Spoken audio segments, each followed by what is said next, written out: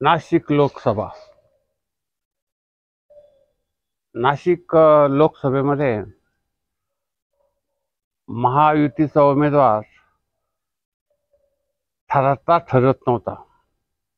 हेमंत गोडसे आपल्या उमेदवारीसाठी कायमच अडून बसले होते आणि आपणालाच उमेदवारी मिळावी यासाठी ते खूप प्रयत्नशील असे होते। परंतु अखेर या मतदारसंघामध्ये शेवटच्या टप्प्यामध्ये उमेदवार ठरले आणि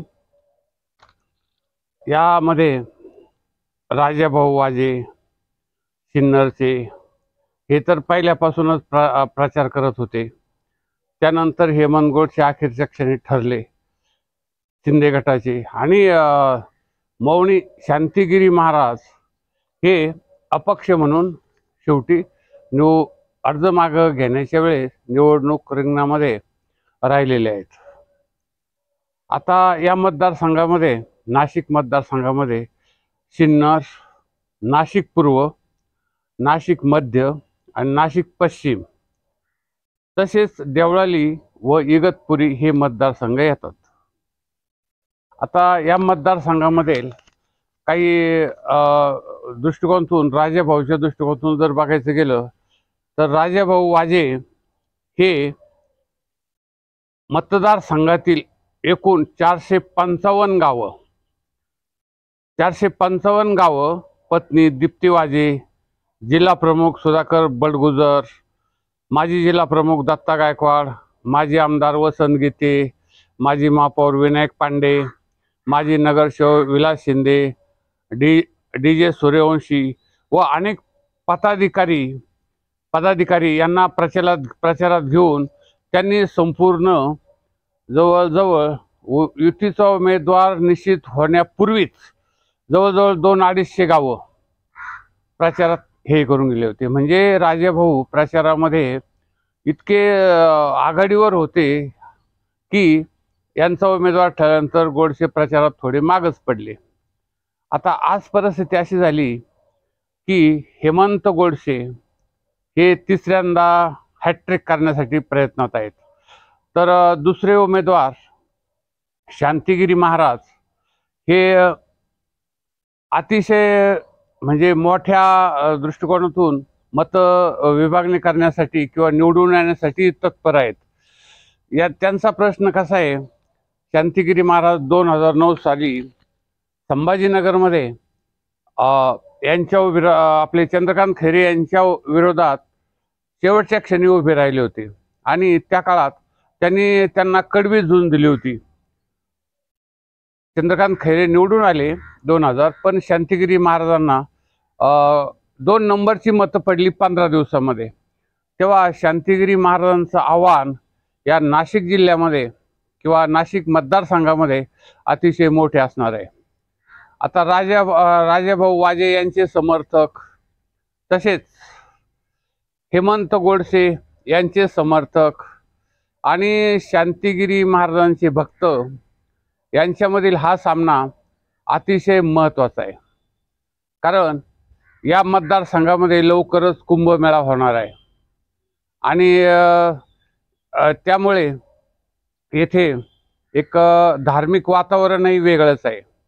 हा पहिल्यापासून नाशिक हा एक चांगल्या पद्धतीचा मतदारसंघ आहे।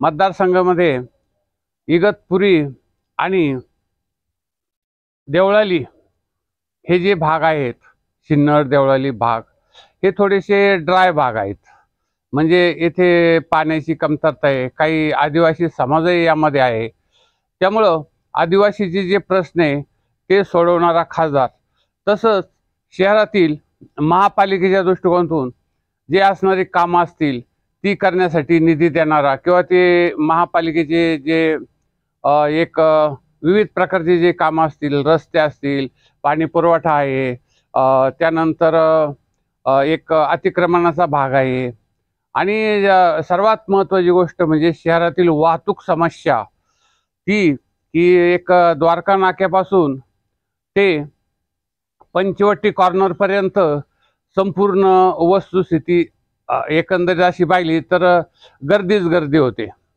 आता द्वारकेचा पूल झालेला असला तरी वाहतुकीची कोंडी चालूच आहे, कारण ह्या शहरामध्ये अनेक लोक धर्मासाठी धार्मिक विधी करण्यासाठी कायमच येत असतात आणि काही विशेष पर्व जर असतील किंवा एखादी पौर्णिमा असेल, एखादा सण असेल, उत्सव असेल, तर त्यावेळेस या लोकांचं प्रमाण खूप असतं। तर यामध्ये गावातील स्वच्छतेचा प्रश्न आहे। रामकुंडावर तर इतकी गर्दी असते की तिथे जायला जागाही मिळत नाही। परत गोदावरीचा जो महापूर आहे, गंगेचा महापूर, त्यामध्ये जर मारुती पूर्ण जर बुडाला तर रस्त्याच्या कडेला जाणारी, आपल्या त्या कडेच्या नदीच्या कडेने जाणारी जी गाव आहे, घरं आहेत, ती बाधित होत असतात। त्यानंतर विविध प्रकारचे जे प्रश्न आहे गावातील शहरातील, ते अतिशय महत्त्वाचे आहेत, पहिली गोष्ट।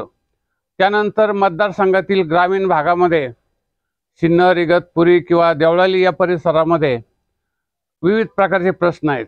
मग ते बिटको हायस्कूल जवळ असो किंवा आपल्या एकंदरीत जेल रोड, तसेच नवीन औरंगाबाद रोड, त्यानंतर आपलं नाशिक रेल्वे स्टेशन, तर या भागातील गर्दी ही देखील महत्त्वाचा प्रश्न आहे। ते कसे सोडवण्यासाठी हा एक भाग आमदारांना, खासदारांना करावा लागेल। शहरातील अरुंद रस्ते, अतिक्रमणं, यामध्ये हे लोक विशेष काही लक्ष देत नाहीत। आता दुसरा महत्त्वाचा, शेतकऱ्याच्या प्रश्नाला, शेतकऱ्याच्या मालाला मिळणारा भाव। येथे कांदा उत्पादक अनेक प्रकारचे शेतकरी आहेत, परत अनेक प्रकारचे त्यांचे शेतमालाला न मिळण्याचे प्रश्न, भाव मिळत नाही शेतमालाला, तोही प्रश्न आहे। नाशिक रोडपासून जो एक सहकारी साखर कारखाना आहे, तर त्या कारखान्याच्या सभासदांना मिळणारा ऊसातला भाव, तोही प्रश्न आहे। म्हणजे एकंदरीत या भागामध्ये प्रश्नांचा समूह आहे आणि ते सोडवणारा खासदार अद्यापपर्यंत झालेला नाही। प्रत्येक वेळेस नवीन खासदार निवडून येतो आणि प्रश्न ते तसेच राहतात, त्यामध्ये काही प्रश्नच येत नाही त्याच्यामध्ये। आणि यावेळेस तर एक खासदार येण्याऐवजी उमेदवारांची संपूर्णपणे कसरत करावी लागणार आहे यामध्ये निवडून येण्यासाठी, कारण मागचा उमेदवार निवडून येईलच असं नाहीये। कदाचित शांतिगिरी महाराजही निवडून येऊ शकतात, कदाचित राजाभाऊ वाजेही निवडून येऊ शकतात, पण आजच्या आघाडीला जर असं पाहिलं तर ही समान तिरंगी लढत आहे। हे असं नाही की एकच उमेदवार निवडून आहे, तिन्ही सक्षम उमेदवार आहेत। आता जो व्यवस्थितपणे प्रचार करेल, चांगल्या पद्धतीचा प्रचार करेल, लोकांपर्यंत पोहोचेल आणि लोकांचे प्रश्न सोडवण्यासाठी कायम उपलब्ध असेल, अशाच माणसाला लोक निवडून देणार आहेत। लोकसभेमध्ये ज्या वैयक्तिक लाभाच्या योजना असतील किंवा घरकुलाच्या योजना असतील किंवा इतर ह्या महागाई वाढल्या त्याच्यामध्ये कमी प्रमाणाच्या महागाई कमी करण्याच्या संदर्भामधल्या योजना असतील किंवा शेतकऱ्याचे प्रश्न सोडवण्यासाठी होणाऱ्या ज्या योजना असतील, ह्या योजनांचा सविस्तर सखोल अभ्यास करून जो खासदार या मतदारसंघामध्ये काम करेल, तो एक महत्त्वाचा भाग आहे। गोदावरीचे पाणी एक दूषितच होतं, त्या संदर्भातला एक भाव, मालेगाव स्टँड किंवा इतर ज्या बाबी आहेत संपूर्ण, किंवा तुमचा एक सगळ्या याच्यामध्ये नाशिक शहरामधील प्रत्येक भागामध्ये विविध प्रकारचे प्रश्न आहेत प्रत्येक, आणि ते प्रश्न सोडवण्यासाठी खासदाराला खूपच अभ्यास करून सगळ्या व्यवस्थितपणे रविवार कारंजा ते गंगापूर धरण हा जो रस्ता आहे, तो रस्ताही परत एक अतिशय निमुळत आहे, काही ठिकाणी ठीक रस्ते खड्डे नाही आहेत। तसंच या सगळ्या बाबीचं जर बघितलं तर नाशिक शहरामध्ये आणि या मतदारसंघातील येणाऱ्या 3 तालुक्यामध्ये खूप चांगल्या पद्धतीचं काम करून जो खासदार एक व्यवस्थितपणे निवडून येईल, त्याला जास्त मूल्य राहील असं एक लोकांचं म्हणणं आहे। पण यावेळेस हेमंत गोडसेला संधी मिळेल की शांतिगिरी महाराजांना मिळेल, हे अजूनही नक्की सांगता येत नाही। कदाचित राजाभाऊ वाजेही चांगल्या पद्धतीचा डार्क हॉर्स म्हणून पुढे येऊ शकतात, कारण ते ग्रामीण भागात ग्रामीण भागातले राजेभाऊ वाजे आहेत आणि त्यामुळं शहरामध्ये त्यांना विविध प्रकारचे कामं करण्यासाठी संधी आहे। तसेच शांतिगिरी महाराज हे महाराजही मतं खूप घेणार आहेत किंवा निवडून येणार आहेत हे काही सांगता येणार नाही आहेत। महाराजांचं भक्तगण मोठा आहे आणि महाराजांनी 2009ला निवडणूकही लढवलेली ते माग आपणाला सांगितलेलेच आहेत। त्यामुळं महाराजही हे सुद्धा डार खासूस ठरू शकतात। आता हेमंत गोडसेंचं हॅट्रिक करायची या दृष्टिकोनातूनच त्यांनी प्रयत्न केले। माझे खूप लोक आहेत आणि मीच निवडून येणार आहे वगैरे वगैरे। आता या पद्धतीमध्ये भाऊ तुम्ही या 5 वर्षात 15 वर्षात 10 वर्षात काय काय कामं केले त्या कामाच्या संदर्भात बोला। त्या कामाच्या संदर्भात कुणीही बोलत नाही, फक्त बोलतात कशा संदर्भामध्ये की तो चांगला नाही आणि मी चांगला आहे, मी चांगला नाही तो चांगला आहे। म्हणजे एकमेकावर वैयक्तिक टीका करणारे जे हे लोक आहेत हे विकासाच्या संदर्भामध्ये काहीच बोलत नाही की कशा कशा पद्धतीचं एक काम केलं पाहिजे।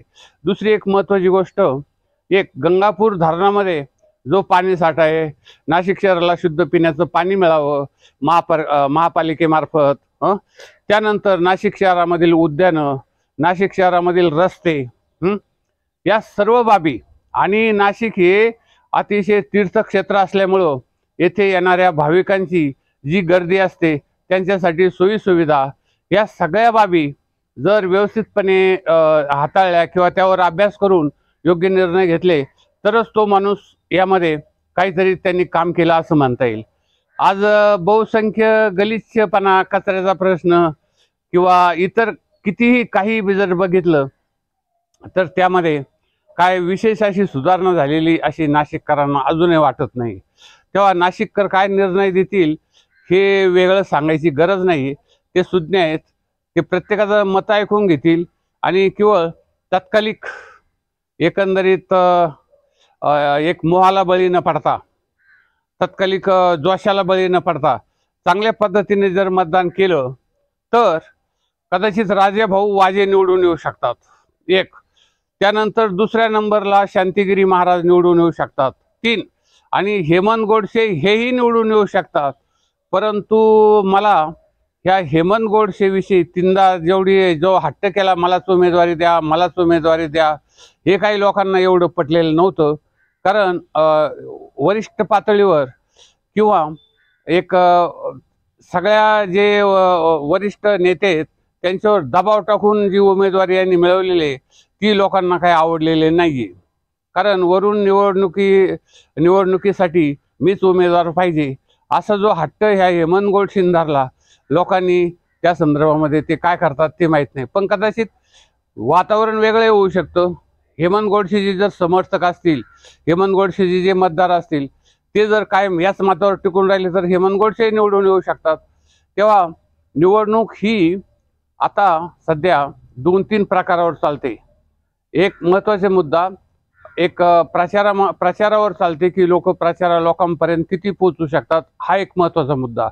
त्यानंतर लोकांना देणारे आश्वासनं त्यावर एक निवडणूक चालते की तुम्ही कशा कशा पद्धतीने लोकांचं मन ठेवता, निवडून आल्यानंतर कशा पद्धतीने समन ठेवता आणि लोकांना काय पाहिजे ते देऊ शकता का, हा दुसरा मुद्दा। आणि तिसरा सर्वात महत्त्वाचा मुद्दा म्हणजे मतदारांना लालूच दाखवणे। मग त्याला विविध प्रकारचे काय साड्या वाटतात, आता पेपरला आपण बघतोच रोज, साड्या वाटप, पैसे वाटप, दारू वाटप वा इतर कशा कशा पद्धतीचं हे वाटप करून मतदारांना आकर्षित करण्याचा हा तिसरा मुद्दा। या 3 मुद्द्यावर हे निवडणुका लढवल्या जातात आणि यामध्ये कोण निवडून येतं, कशा पद्धतीने निवडून येतं हे काही सांगता येत नाही। म्हणजे वाटूनही निवडून येतात अशातला काही भाग नाहीये। शेवटी त्याच्यामध्ये चौथं जे महत्त्वाचं कारण ते दैव पण आहे। आता ज्यांनी चांगलं काम केलं तर असे मतदार की स्वतः फार कमी प्रमाणात आहेत, पण शेवटी दैवगती हाही भाग असू शकतो। तर तेव्हा या दृष्टिकोनातून नाशिकमधील लोकांना मी या संदर्भामध्ये एवढंच सुचवू शकतो की प्रामाणिक, भ्रष्टाचार कलंकित, निष्कलंक उमेदवाराला आणि चांगल्या पद्धतीचं काम करेल अशा उमेदवाराला, जो तुम्हाला कायम भेटू शकेल अशा उमेदवाराला तुम्ही मत द्या। कशालाही भूल थापाला बळी पडू नका, एवढं माझं तुम्हाला सर्वात महत्त्वाचं आवाहन आहे.